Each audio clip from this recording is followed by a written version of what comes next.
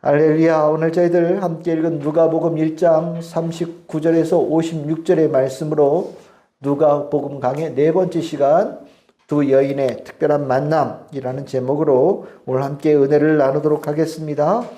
누가복음에서는 마치 우리가 대림절을 기다리고 있는 것처럼 예수님의 탄생 이전에 긴 준비의 이야기를 전합니다. 예수님에 대한 이해를 깊이 하고 예수님에 대한 기대감을 한층 끌어올리는 누가의 특별한 의도가 있는 말씀의 그 서술입니다. 그 가운데 오늘 읽은 1장 39절에서 56절은 예수님에 대한 이해와 기대감에 있어서 절정과 같은 본문입니다. 오늘 말씀의 이야기는 천사 가브리엘을 만난 마리아가 즉시 일어나서 유대 산골 한 마을에 살고 있는 친척 엘리사벳에게 찾아가는 것으로 시작되어집니다. 거리상으로 한 유추하기로는 거의 한 150km 정도 되어지는 적지 않은 거리죠. 긴 거리를 마리아는 주저하지 않고 한달음에 달렸다라고 성경에 기록합니다. 그럼 왜 천사를 만난 이 마리아가 그 즉시 빨리 그 엘리사벳에게 갔을까? 오늘 읽었던 본문의 1장 39절에 이 단어가 여러분들의 눈에 들어와야 됩니다. 일어나서 빨리 갔다. 이 표현이에요. 우리말로는 별로 특별하지 않은 표현이죠.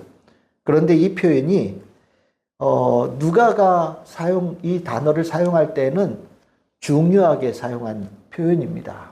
이게 표현이 누가복음 15장 18절에서 20절에 보시면 그 집 나간 둘째 아들 있잖아요. 집 나간 둘째 아들이 고생하다가 다시 아버지 집으로 돌아가겠다라고 결단할 때 이제 거듭난 거죠. 거듭나서 아버지 집으로 돌아가려고 할 때 그 전환점을 표현할 때 쓰는 표현이에요. 일어나서 갔다. 이게 누가복음에 몇 차례 나옵니다. 그러니까 이 마리아가 일어나서 갔다라는 거는 궁금해서 불신 이게 아니라 믿음을 가지고 그 하나님의 성령에 충만한 가운데 마치 한 사람의 제자로서 새로운 인생의 길을 힘있게 출발했다. 이런 뜻이 되는 겁니다. 그러니까 마리아가 믿음이 적었거나 이런 의미가 아니라는 것을 우리가 이해를 할 필요가 있어요. 이제 이 마리아가 그 성령에 충만한 가운데 하나님 말씀을 믿으면서 예수님의 어머니이자 또 예수님의 한 제자로서 성령의 역사가 충만하게 일어난 엘리사벳을 찾아가서 만나는 겁니다. 그러니까 이 만남은 그냥 사람의 만남이 아니에요. 성령 안에 있는 하나님의 사람의 만남이고 이 만남이 겉으로 보기에는 두 사람의 만남인 것처럼 보이지만 더 궁극적으로 들어가면 세상에서 처음으로 예수님을 만나는 첫 번째 만남의 자리가 바로 이 자리가 되는 겁니다. 그래서 오늘 여러분들이 이 본문 안에서 이 두 여인의 특별한 만남, 그리고 그 안에 정말 진짜 만남인 예수님과의 만남이 어떻게 이루어지고 그 가운데 어떤 것을 우리에게 전하고 있는지 우리가 오늘 그것의 눈여겨를 좀 봤으면 좋겠습니다. 첫째로 이제 이 누가는 예수님이 기쁨이다라는 이 메시지를 전합니다. 예수님은 기쁨이 되신다. 예수님을 만나는 자들, 예수님과 만남을 갖는 자들에게는 놀랍고 강렬한 큰 기쁨이 임한다라고 전하고 있어요. 그럼 이 큰 기쁨은 무엇을 의미하느냐? 곧 하나님과의 만남을 가질 때 갖는 기쁨을 얘기합니다. 우리가 하나님 만나면 어떨 것 같습니까? 두렵고 떨리겠죠. 놀랄 겁니다. 맞아요. 그런데 우리가 이게 전부가 아니라는 건 우리 알고 있습니다.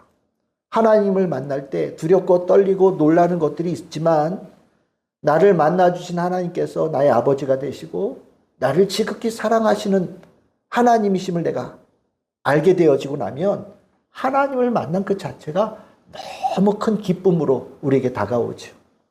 그래서 하나님을 만나면 어떠냐? 구원받은 우리로서는 기쁜 거예요. 하나님과의 만남에는 큰 기쁨이 있습니다. 그 기쁨은 세상에서 갖는 기쁨이 아니에요. 이 세상에서 한 번도 경험해 보지 못한 기쁨. 모든 것을 완전히 덮는 기쁨. 모든 것에 그 기쁨으로 충만한, 조금도 부족함이 없는 기쁨이 하나님과의 만남의 그 자리에서 우리들을 덮는 거거든요. 완전히 고유한 기쁨이죠. 그래서 우리가 하나님을 내가 진실로 만나느냐? 난 정말 내가 하나님 만났나? 혹시 이것을 궁금해 하시는 분들이 있다면 내가 그 하나님을 만난 기쁨을 알고 있는가? 하나님 앞에 있는 그 큰 기쁨, 강렬한 기쁨을 내가 기억하고 있는가? 내가 체험했는가? 라는 것을 돌아보시면 거의 얼추 맞을 거라고 저는 생각을 합니다. 하나님을 만난 자리 기쁨이 있어요. 오늘 읽었던 이 이야기에 이제 마리아와 엘리사벳이 만나잖아요. 이 만남에 그 큰 기쁨이 임했다라는 것이 오늘 성경에서 말하고 있는 겁니다. 제가 성경을 읽으면서 헛읽었다라고 생각하는 게 제가 어제 이 본문을 이렇게 다시 묵상하면서 그동안 내 성경 잘못 읽었구나 이런 생각을 가졌어요. 왜 그랬냐면 저는 상상 이제까지 마리아와 엘리사벳이 만날 때 우리 임산부 있잖아요. 임산부가 이렇게 배가 이렇게 돼서 둘이 만난 거라고 생각을 했어요. 머릿속에 왜 그랬는지 모르겠어요. 그러니까 성경 헛읽은 거예요. 그런데 우리 다시 돌아가 봅시다. 엘리사벳이 몇 달 전에 천사를 만났죠? 6개월 전에 만났어요. 그리고 6개월 뒤에 이제 막 마리아가 천사를 만났어요. 그러니까 엘리사벳, 그리고 나서 마리아가 빨리 엘리사벳을 만나러 온 거잖아요. 아주 천천히 걸어서 일주일 걸렸다고 칩시다. 지금 엘리사벳은 복중에 세례 요한이 몇 달째입니까? 6달째. 그럼 마리아에게는요? 2주예요, 2주. 길어야 2주. 길어야 2주인 거예요. 배 나왔겠어요? 배 전혀 안 나왔어요. 제가 이걸 생각하면서, 내가 이제까지 왜 이런 헛생각을 했지? 저는 마리아도 이만하고, 엘리사벳도 이만하고, 난 그렇게 생각을 했단 말이에요. 저만 그랬겠죠? 그런데 성경 읽다 보니까, 아니네. 마리아가 복중에 예수님이 계시는 것을 인간적으로 느낄 수 있을까요? 겨우 2주 됐는데? 몰라요.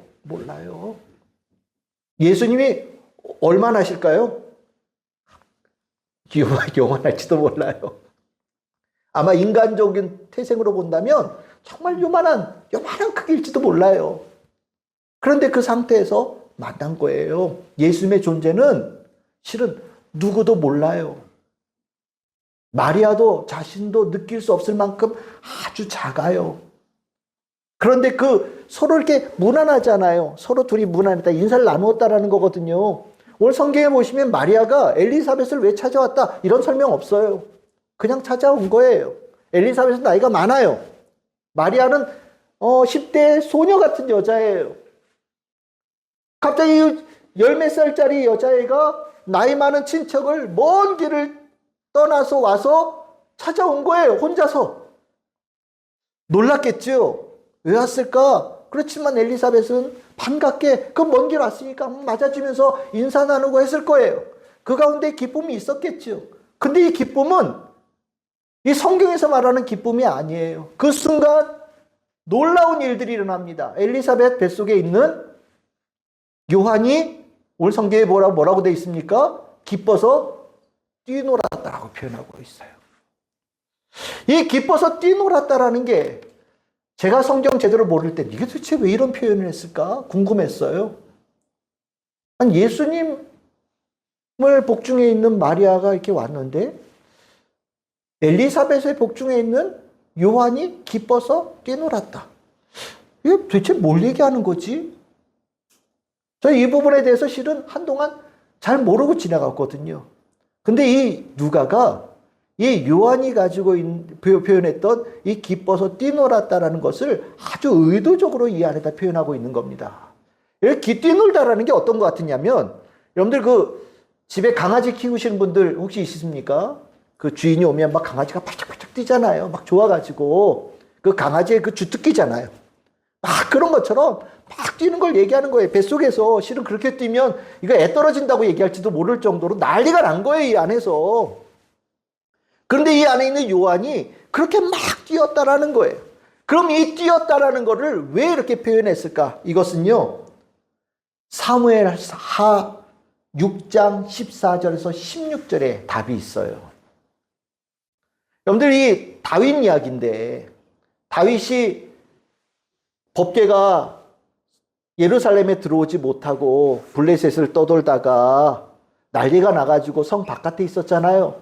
그러다가 정말 다윗이 하나님 앞에 정말 열심으로 하나님 앞에 기도도 하고 간구도 하고 뭐 여러 가지를 했겠죠. 그리고 나서 드디어 하나님께서 좋아, 오케이, 내가 너 집 옆으로 이사 갈게 라고 하나님께서 허락을 하신 거예요. 그걸 옮기기 위해서 실은 몇 차례 노력을 했던 것 같아요. 그 사이에서 하나님께서 허락하지 않으셔서 사람이 죽기도 하고 정말 무서운 일들이 일어났거든요. 다윗의 입장에서는 내가 왕이 되어져서 나라를 다스리는데 하나님께서 나를 인정하지 않으셨나? 하나님께서 나를 왕으로 선택하지 않으셨나? 실은 이런 생각이 들 수도 있는 일이었거든요. 근데 정말 하나님께서 극적으로 내가 그래, 너희 집 옆으로 이사 가서 터를 잡으마 라고 허락을 하신 거예요. 그러니까 다윗이 그 법궤를 예루살렘 성에 자기 집 옆으로 이렇게 모시고 오는 과정에서 너무 좋은 거예요. 그래서 뭐 했다고 했냐면 뛰놀았다라고 표현해요. 뛰놀았다. 그런데 이 법궤를 모시고 오는 가운데 뛰놀았다라는 것을 오늘 성경에는 어떻게 표현하고 있냐면 여호와 앞에서 뛰놀았다라고 얘기를 하거든요. 그럼 이게 단순하게 법궤를 모시고 오는 것으로 기뻐한 거냐? 아니에요. 그게 아닌 거예요. 이 기쁨은 하나님 앞에 있는 기쁨을 얘기하는 거예요. 하나님을 만나서 갖는 기쁨을 얘기하는 거예요. 하나님을 만날 때만 나타나는 기쁨을 얘기하는 거예요. 다윗은 완전히 정신 나간 것처럼 춤추고 막 뛰었어요. 하나님을 만난 하나님 앞에 있는 그 기쁨이 충만했기 때문이죠. 이 모습을 실은 그의 아내 미갈은 전혀 이해하지 못했어요. 하나님을 만난 기쁨을 이 미갈은 모른 겁니다. 그래서 위에서 이렇게 보고 있는데 자기 남편이 다윗이 왕인데 주책맞게 막 옷이 막 벌렁거리고 막 속옷이 다 드러나고 막 다른 사람들 앞에서 격이 없이 막 격조 없이 막 춤추는 모습을 보면서 미쳤네. 아니, 왕이 돼서 저렇게 돼야 되겠어? 아유, 저 원래 왕이었지 않았던 사람이 왕이 되니까 왜 자기가 왕인지도 모르고 저렇게 경거망동하네 라고 비난한 거예요. 그런데 실은 이 기쁨은 하나님을 만난 자만 알고 있는 기쁨이기에 그 기쁨을 모르는 자는 이해할 수 없고, 다윗을 비난하는 일들이 있었지만 실질적으로 그 이야기에서 비난받을 사람은 다윗이 아니라 그의 아내인 거죠. 원래 이 하나님을 만난 기쁨이요, 이 하나님을 만났다라는 것에는 기쁨이라는 것이 중요한 증거로 나타나는 거예요. 그런데 다시 이야기로 돌아가서 마리아가 아기를 가졌는지 뭐 했는지 아무 티가 나지 않아요. 크기로는 정말 요만큼도 되지 않을 정도로 작은 예수님이 마리아의 복중에 있는 거예요. 근데 그 작은 존재만 보고도 하나님의 은혜로 잉태되어진 요한은 하나님을 만난 감격에 기뻐 뛰노는 역사가 일어났다라는 것을 우리에게 전해주는 겁니다. 그럼 무슨 말을 하는 겁니까? 예수님은 하나님의 아들이다. 예수님은 말씀이 육신이 되어 이 땅에 오신 분이시다. 다른 말로 표현하면 예수님은 하나님 그분이시다라는 것을 누가는 이 일을 통해서 우리에게 전해주고 있는 겁니다. 여러분들, 하나님 만나면 기쁘다, 예수님 만나면 그 기쁨이 있다라는 게 누가복음에 생각보다 많이 나와요. 예수님을 만난 자들은 기뻐한다. 이게 기쁨이 그냥 기쁨이 아닌 거예요. 하나님 만나서 기쁜 거예요. 그 대표적인 사람이 누구냐? 누가복음 19장에 나오는 삭개오예요. 삭개오야 내려와라. 우리 저 주일학교 때 이거 많이 하잖아요. 삭개오야 내려와라. 그랬더니 예수님께서 자기 이름 불러주셔서 기뻐했다. 그쵸? 그렇게 이해하면 돼요. 근데 자기 이름 불렀다고 이렇게 기뻐할 일이야? 라고 실은 궁금해해야 돼요. 아니, 내 이름 불렀다고 이렇게 기뻐할 일입니까? 근데 삭개오는 기뻤어요. 이게 인간적으로 이해할 수 있는 기쁨이 아닌 거예요. 하나님 앞에 있는 기쁨. 하나님께서 자기 이름을 불러주신 거에 대한 기쁨을 삭개오가 가진 거예요. 예수님 만나면 하나님 만난 기쁨이 모든 것에 펼쳐진다는 것을 누가는 우리에게 전해주는 겁니다. 그러면 이 기쁨, 엘리사벳의 복중에 있는 요한만 느꼈냐? 엘리사벳도 느꼈어요. 이 안에서 뛰는 게 이상함을 느낀 거예요. 이 안에서 요한이 막 뛸 때 그 요한이 뛰는 게 뭐 괴로워서 뛰는 게 아니라 기뻐서 막 뛰는 기쁨이고, 이 기쁨이 하나님을 만난 그 기쁨이라는 것을 엘리사벳도 즉시로 느꼈다. 왜? 그가 성령 충만한 사람이니까. 하나님의 은혜 속에 있는 엘리사벳이다 보니까 그 요한이, 복중에 있는 요한이 왜 뛰는지를 엘리사벳도 느꼈다라는 거예요. 알았다라는 겁니다. 그래서 나오는 게 뭐냐? 엘리사벳의 축복의 찬가예요.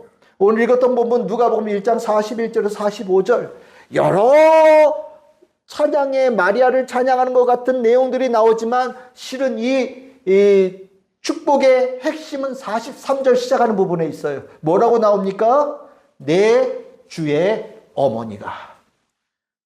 예수님을, 엘리사벳을 알고 있는 거예요.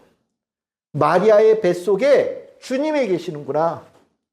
마리아의 뱃속에 하나님이 계시는구나 라고 엘리사벳이 깨달은 거예요.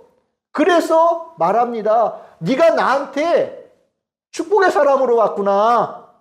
하나님의 아들을 잉태한 자로, 하나님과 하나님의 임재로 정말 감사하게 우리 집을 찾아왔구나.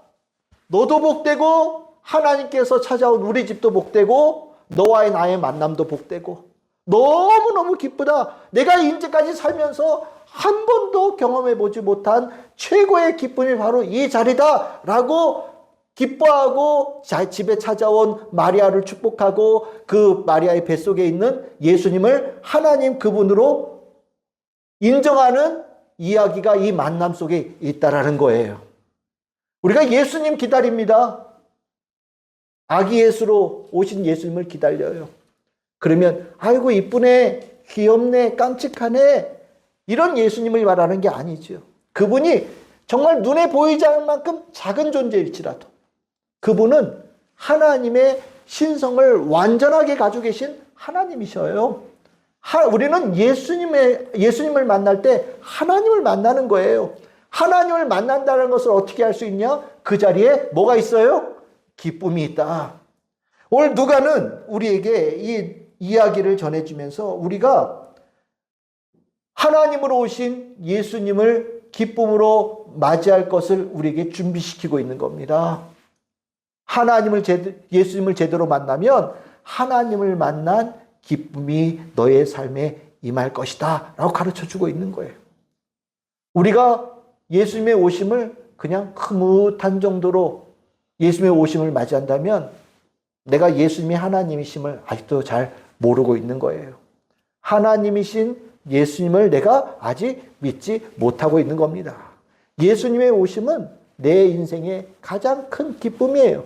이 세상에서 어디에서도 찾을 수 없고 만날 수 없고 비할 수 없는 기쁨이 하나님이신 예수님을 만날 때 우리 가운데 임합니다. 우리 성도님들에게 이 기쁨이 충만하기를 바라고 예수님을 만나는 그 자리마다 하나님께서 내 삶에 임재하시는 하늘의 기쁨으로 그 삶이 가득 채워져서 모든 슬픔과 아픔이 떠나가는 은혜 입은 성도들 다 될 수 있기를 주님의 이름으로 축복합니다. 그러면 이제 두 번째로 본다면 이제 마리아 차례가 되는 거예요. 마리아 뱃속에 예수님이 얼마나 다고요? 요만해요. 본인 못 느껴요. 못 느꼈는데 그냥 아무 말 안 하고 엘리사벳 만났는데 요한이 뛰놀고 엘리사벳도 정말 그 의미를 깨달은 거예요.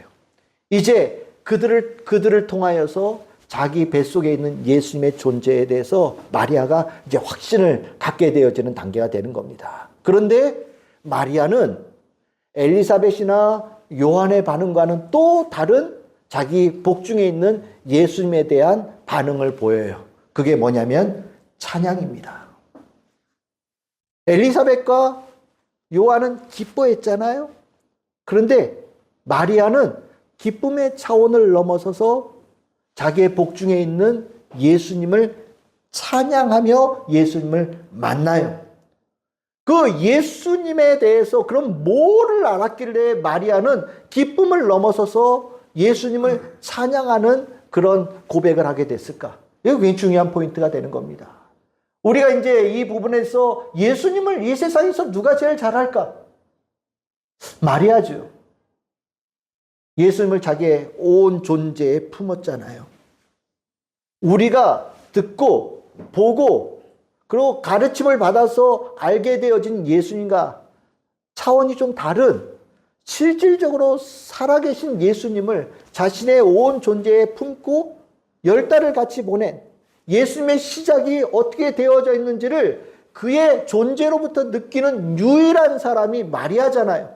그러니까 마리아는 이 복중에 있는 예수님이 아주 작은 예수님이지만 그 안에 있는 예수님의 크심을 제대로 깨달은 그런 자가 되어지고 그 깨달음이 찬양으로 이어지는 것으로 연결되어집니다. 오늘 성경에서 유명한 구절들이 많이 있지만 누가복음 1장 46절에서 55절에 나오는 이 찬가라고 얘기해요. 마리아의 찬가는 예수님을 찬양하는 정답과 같은 찬양이에요. 우리가 예수님을 어떻게 찬양하는 게 바르게 찬양하는 것이고 어떻게 찬양하는 게 제대로 찬양하는 것일까? 라고 정답이 궁금하다면 누가복음 1장 46절에서 55절에 나오는 마리아의 찬가가 그 정답이 될 수 있습니다. 그래서 이 누가복음 1장 46절에서 55절은 마리아 찬가라고 하는 제목이 붙은 교회에서 아예 제목을 붙여놓은 아주 중요한 본문이 되어집니다. 그러면 이 찬양의 핵심 주제, 마리아가 찬양할 수 있었던 중요한 주제가 뭐냐? 누가복음 1장 46절, 47절에 답이 있어요. 우리 같이 한번 읽어보겠습니다. 시작. 마리아가 이르되 내 영혼이 주를 찬양하며 내 마음이 하나님 내 구주를 기뻐하였음은. 아멘. 오늘 여기 이렇게 나오는데 여기에 예수님을 주님이라고 표현하고 있고 또 하나는 뭐라고 표현하고 있어요?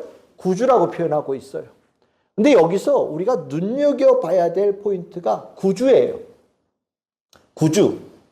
우리가 구주라는 이 단어는 우리말로 표현하면 잘 느낌이 안 와요. 근데 당시 로마 제국 안에 살던 사람들에게 이 구주라는 단어를 딱 들으면 정신이 번쩍 나는 너무나도 잘 알려진 그런 단어입니다.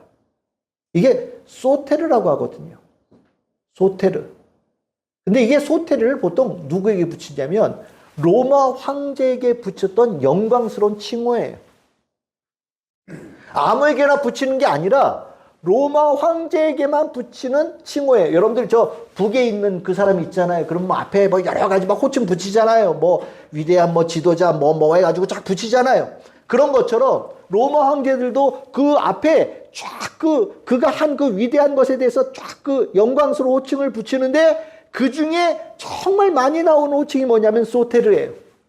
구주 되시는 분이 우리 황제다 이런 뜻이거든요.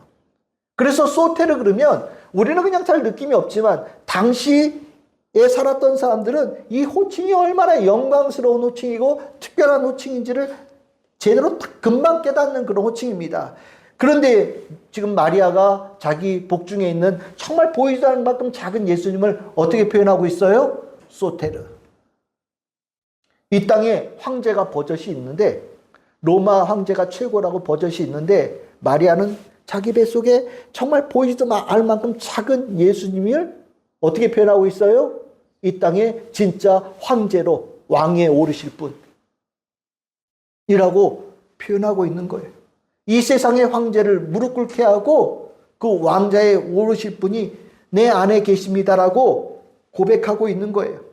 이 구원자 되신 예수님을 깨달을 때, 구주 되시는 예수님을 깨달을 때 찬양할 수 있는 거예요. 우리가 마리아가 찬양을 왜 찬양했을까라고 궁금하다면 정답은 뭐예요? 예수님께서 구주 되심을 본인이 알았기 때문에, 깨달았기 때문입니다. 우리가 잘 생각해 보면 찬양? 누구나 할 수 있는 것 같지만 제대로 찬양하는 거 쉬운 거 아니에요. 구원의 은혜를 알고 구원의 감격을 알고 나를 구원하신 분이 예수님임을 인정하고 믿는 이들이 할 수 있는 것이 찬양이에요. 찬양은 노래가 아니에요. 찬양 들으면 저는 좋아요. 마음이 평안해져요. 물론 찬양 안에는 은혜가 있지요. 하지만 그냥 마음이 평안하려고 찬양을 듣거나 부르는 거 아닙니다. 나는 그 찬양이 좋더라고요. 마음에 쏙 들어요. 뭐 유행가 부르듯이 내가 좋아하는 뭐 노래방에서 부르는 뭐 내 최애의 노래 부르듯이 찬양 그거 아니에요. 찬양은요, 기본적인 전제가 있어요. 어떤 사람이 불러요? 구원을 아는 사람이. 구원을 받은 사람이. 구원의 감격 속에 살아가는 사람이 찬양할 수 있는 거예요. 구원의 확신 없이 부르는 찬양은 그냥 흉내내는 거죠. 마리아의 찬양은 진짜 찬양이에요. 구원받은 자의 찬양이에요. 그러면 궁금해지죠. 뱃속에 지금 보이지도 않을 만큼 작게 계신 예수님이 뭐를 마리아를 구원했어? 도대체 마리아가 뭐를 통해서 자기가 구원받았다는 것, 예수님께서 자기를 구원자라고 고백하게 됐을까? 누가복음 1장 48절에서 50절을 봅시다. 마리아가 48절에 뭐라고 얘기하고 있습니까? 그의 여종의 비천함을 돌보셨다라고 표현하고 있어요. 구원자는 뭐 하시는 분이시냐? 돌보시는 분이셔요. 구원자는 뭐 하시는 분이라고요? 돌보심이 있다. 이거 누가복음에서 아주 중요하게 쓰는 단어예요. 돌보심이라는 게 뭐냐면 기억하시고 눈여겨보시고 거기에 마음을 주시는 것을 돌보신다라고 얘기를 합니다. 그래서 우리가 이제 이걸 풀었으면 긍휼히 여기시고 불쌍히 여기시고 뭐 이런 것으로도 표현되어져요. 마리아는 예수님을 구원자로 깨달았다고 얘기를 하는 거예요. 뭐를 통해서? 내가 그 내 뱃속에 있는 예수님으로 돌보심을 받았다. 내 복중에 잉태되어진 예수님께서 나를 돌보셨다라는 것을 깨달으면서 내 복중에 있는 예수님이 구원자임을 알게 되어졌다. 그리고 그걸 찬양하게 됐다라는 거예요. 그러면 도대체 마리아는 언제 돌봄을 받았냐? 그럼 마리아 다시 돌아가 봅시다. 10대 중반에 소녀와 같은 젊은 여자예요. 유대 사회는 율법에 의해서 엄격하게 지켜지고 규정되어진 틀 안에서 살아가는 사회였습니다. 그 가운데 어겨서는 안 되는, 범해서는 안 되는 범죄 중에 하나가 간음의 죄예요. 만약에 결혼 전에 아기를 가졌다? 마리아의 인생은 종친 겁니다. 끝난 것과 같아요. 그런 먹구름이 없는 거예요. 인생 이제 막 시작했는데 앞으로 살아갈 날이 꽤나 많이 남았는데 이 젊은 나이에 남자도 한번 만나보지도 않았는데 누구 말대로 손목 한번 잡아보지 않았는데 애가 덜컥 생겼는데 이게 뭐 어떻게 생겼다라고 설명한들 누가 믿기나 하겠어요? 천사가 와서 얘기했을 때 받아들이고 믿는다고 얘기했지만 우리가 이성적으로 잠깐만 생각해 보면 마리아의 인생은 완전히 먹구름인 거예요. 답답하기도 하고 당혹스럽기도 했겠죠. 그런데 오늘 엘리사벳을 만나서 자기 뱃속에 있는 이 예수님이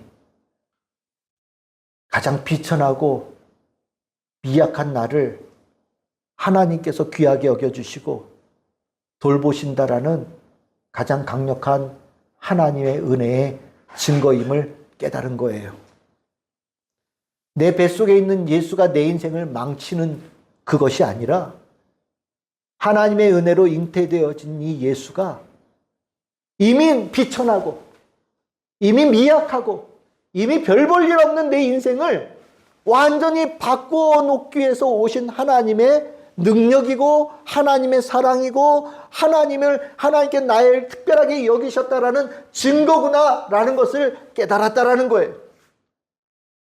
그리고 나니까 그 예수가 정말 눈에 보이지도 않을 만큼 작은 예수지만 이 예수가 나를 돌보시는 존재고 이 예수가 나를 돌보심의 증거고 예수가 내 뱃속에 잉태되어짐을 통하여서 내 인생은 완전히 새로운 인생이 되어졌구나라는 것을 깨달았다라는 거예요.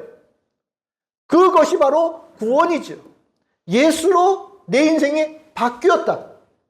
예수로 내 인생이 전환되어졌다라는 것이 구원의 아주 중요한 요소예요. 여러분들 예수로 여러분들의 인생 바뀌셨죠? 예수로 여러분들의 인생 바뀌셨죠? 예수 믿기 전과 예수님의 나의 구원자가 되어진 이후에 내 인생은 다른 인생이지요? 거듭난 자의 삶을 여러분들 알고 계시지요? 거듭난 자의 삶을 누가 주셨습니까?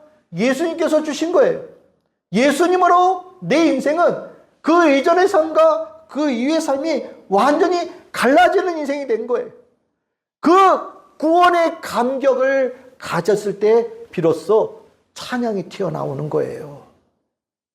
마리아는 예수님께서 자기의 인생을 바꿔놓기 위해서 내 인생에 오신 분이라고 고백하게 되어진 겁니다. 여러분들 이 구원이 찬양과 직결되어진다는 거 성경에서 아주 강력한 증거가 있어요. 그게 뭐냐면 여러분들 잘 생각해 보세요. 성경에서 하나님에 대해서 제대로 된 찬양이 제일 먼저 나오는 데가 어디일 것 같으셔요? 하나님에 대해서 제대로 된 찬양이 제일 먼저 나오는 것. 출애굽기 15장이에요. 이스라엘 백성들이 출애굽을 하면서 홍해를 건넌 다음에 홍해를 건너는 놀라운 경험, 구원의 은혜를 경험한 다음에 출애굽기 15장에 가면 하나님을 찬양하는 노래가 두 개가 나와요. 하나는 길게, 하나는 짧게. 긴 노래는 모세가 불렀고 짧은 노래는 미리암이 불렀어요. 구원받은 이후에 이어 나오는 게 찬양이에요. 출애굽기 15장 1절에서 2절 모세의 찬양이 나와요. 구원받은 자로서 그 감격을 가지고 여호와를 노래하며 찬송하며 그는 높고 영화로우시고 우리를 구원하셨다. 정말 어마어마한 하나님을 높이는 찬양이 확 나와요. 이 찬양은 구원받은 자로서 할 수 있는 찬양이에요. 그리고 나서 출애굽기 15장 21절 미리암의 노래 아주 짧게 여호와를 찬송하라. 그는 높고 영화로우시며 말과 그 탄자를 바다에 던지셨다. 아주 짧지만 미리암 또한 하나님의 구원의 은혜를 받은 다음에 그 구원의 감격 속에서 구원하신 하나님을 찬양하는 높은 목소리를 올려드리거든요. 마리아는 자기의 복중에 있는 예수님을 만나서 예수님이 구원하셨음을 깨달으며 그 구원받음의 찬양으로 화답하는 그런 마리아의 존재가 되어졌다는 것이 누가가 우리에게 전해주는 거예요. 이제 누가는 이 마리아의 찬양을 우리에게 알려주면서 너희들도 앞으로 내가 쓰는 모든 있는 사람들은 예수님을 만나게 되어질 터인데 그 예수님은 누구다? 구원자, 소테르 되신다. 여러분들의 인생을 바꿔 놓으시는 분, 비천한 자를 높이시는 분, 비천한 모든 삶을 행복한 사람으로 바꾸시는 놀라운 은혜를 주실 것이다. 그 은혜를 경험할 때 마리아가 예수님을 찬양한 그 찬양을 이해하게 될 거다. 그 찬양을 같이 하는 자가 될 거다. 마리아처럼 가장 큰 소리로 하나님께 영광을 올리는 자가 될 것이다 라고 누가가 우리에게 가르쳐 주는 거예요. 예수님 만나서 찬양하는 구원받은 자가 되십시오. 예수님은 구원자로 오셨습니다. 예수님의 얼굴이 어떤지 옷을 뭐 입고 있는지 거기에 관심 두지 마시고 구원자로 오신 예수님이심을 깨닫고 구원자로 오신 예수님 앞에 다른 것 말고 찬양하는 자가 되십시오 라고 누가가 우리에게 전해주고 있는 거예요. 우리가 이제 우리에게 오실 아기 예수님, 우리 성탄절에 그 예수님을 만나게 되어질 때 마리아가 예수님께 찬양하였던 것처럼 우리도 구원받은 자로서 우리 참 즐거운 게 모든 성도들이 소리 높여 찬양하는 우리 성도들이 다 되기를 주님의 이름으로 축복합니다. 세 번째로 누가가 우리에게 가르쳐 주는 게 뭐냐? 예수님은 우리가 경배할 분, 예수님은 우리가 예배할 분이라는 것을 우리에게 알려줍니다. 예수님은 이 땅에 새로운 질서를 세우실 분이시고 이 새로운 질서는 거룩한 역전을 만들 것이며 그 거룩한 역전은 이 땅에 하나님 나라가 시작되었음을 알리는 신호탄이 된다.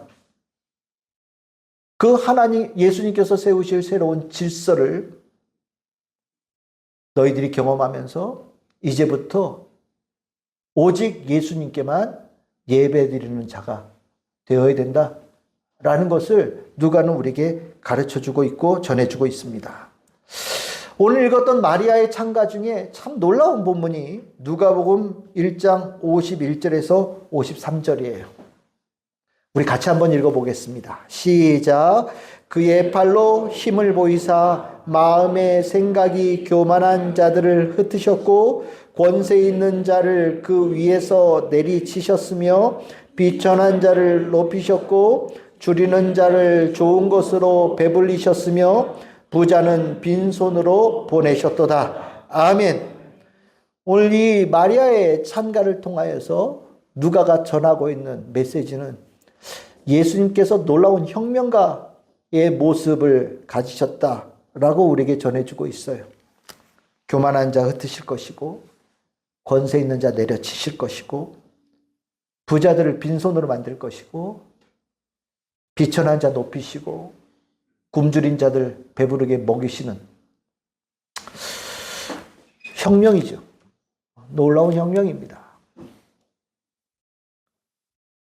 예수님께서 이 땅에 하실 일은 하나님의 영광의 자리에 대신 앉아 있는 자들 다 그 자리에서 내려오게 할 것이다.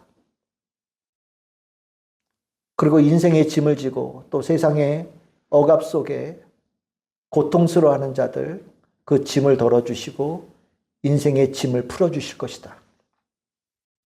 그래서 결국 하나님 안에서 모든 사람들이 행복하게 만드신다.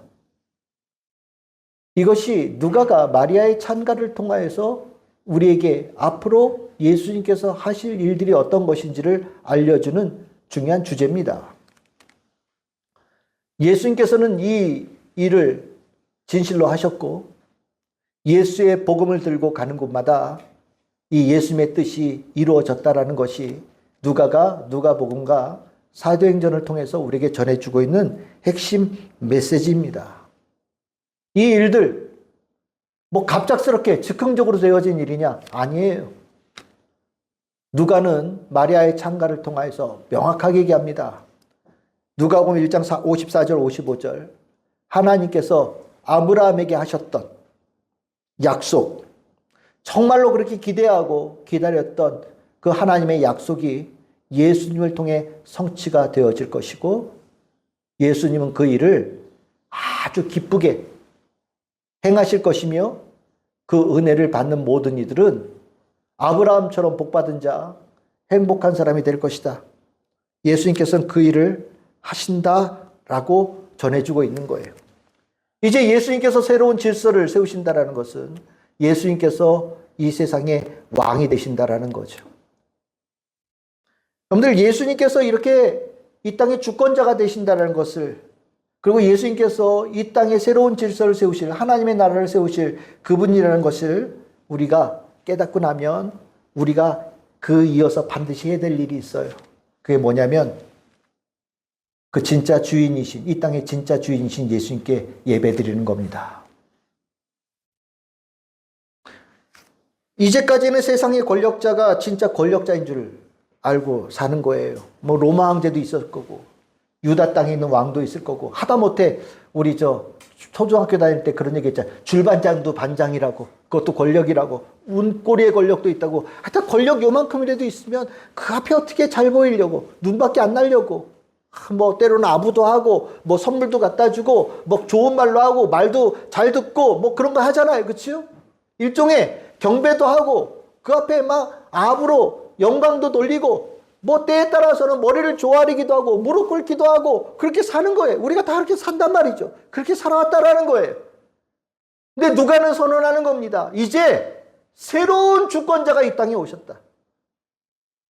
이 땅에 진짜 왕이 오셨다. 그러면 이제 너희들 그 가짜 권력자한테 머리 조아리고 무릎 꿇고 살겠느냐? 아니면 진짜 왕으로 오신 예수님께 무릎 꿇고 경배하며 예배하는 자로 살겠느냐?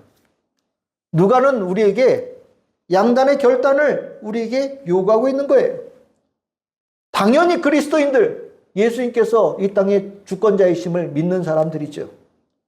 그리스도인들은 어떤 사람들입니까? 예수 믿는 사람들이에요. 예수를 믿는다는 건 다른 거 아니에요. 예수님께만 예배드린다는 거예요. 예수님께만 경배한다는 거예요. 예수님께만 무릎 꿇는다는 거예요. 예수님의 뜻에 순종하고 살겠다라는 거예요. 그게 그리스도인이에요. 창피하게 그리스도인이라고 얘기하면서 저 어디 가가지고 무릎 꿇고 앉았고, 빌고 앉았고, 100번 절하고 앉았고, 점치고 앉았고, 창피한 일이죠. 예수님 안 믿는 거하고 똑같은 겁니다. 누가는 예수님을 소개하면서 이제부터 예수님께만 예배드릴 수밖에 없는 시대, 예수님께만 예배드림이 마땅한 시대가 왔다라고 우리에게 알려주며 그 삶을 우리에게 가르쳐주고 있는 거예요. 예수님이 우리의 마땅한 예배자가 되신다라는 것, 성경에 여러 군데 말씀이 나오지만 이 말씀 중요한 말씀입니다. 빌립보서 2장 10절과 11절의 말씀입니다.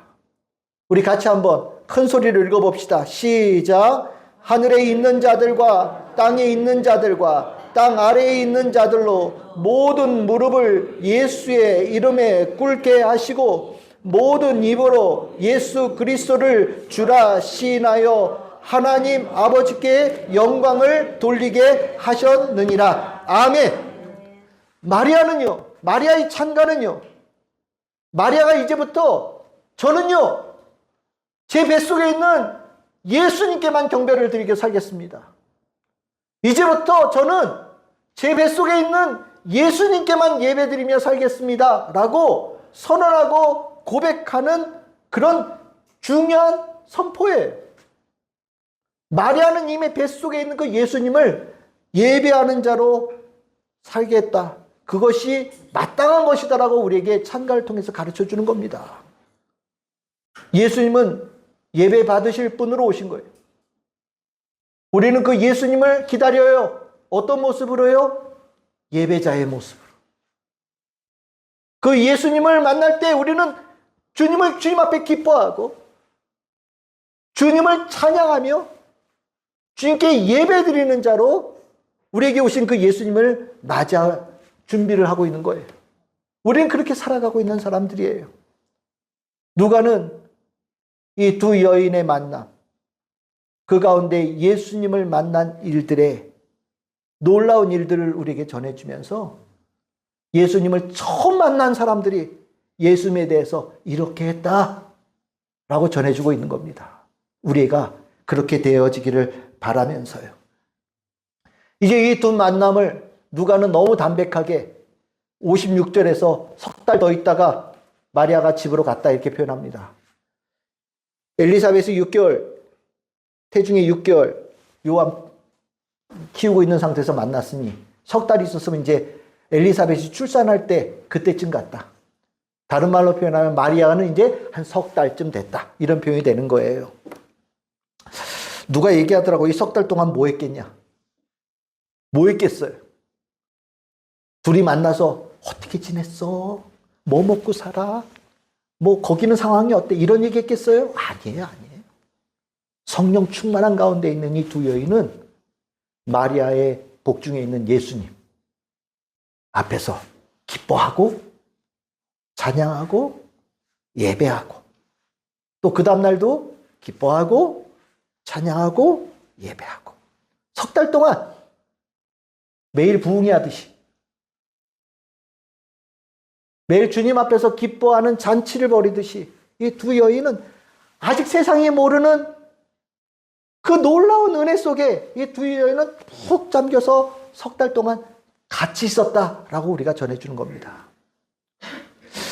저는 이 두 여인의 그 예수님 앞에 있는 이 여인의 만남이 우리 성도들의 모습이 되어지기를 바라요. 우리가 믿고 따르는 예수님 그 앞에서 기뻐하고 찬양하고 예배드림이 삶의 큰 기둥으로 뚝뚝 딱 서서 그 기둥으로 여러분들의 삶의 모양이 잡혀가고 그 여러분들의 삶의 모양이 아름다워지는 복 있는 성도가 되기를 소망합니다. 우리는 주님 앞에 그렇게 가야 돼요. 대림절을 지나면서 예수님 더 사랑하고 예수님 더욱더 깊게 믿고 그 가운데 성령의 은혜가 임하고 하나님의 은혜가 충만하고 권능이 임하는 참으로 행복한 우리 참 즐거운 교회 성도들의 삶이 되기를 주님의 이름으로 축복합니다.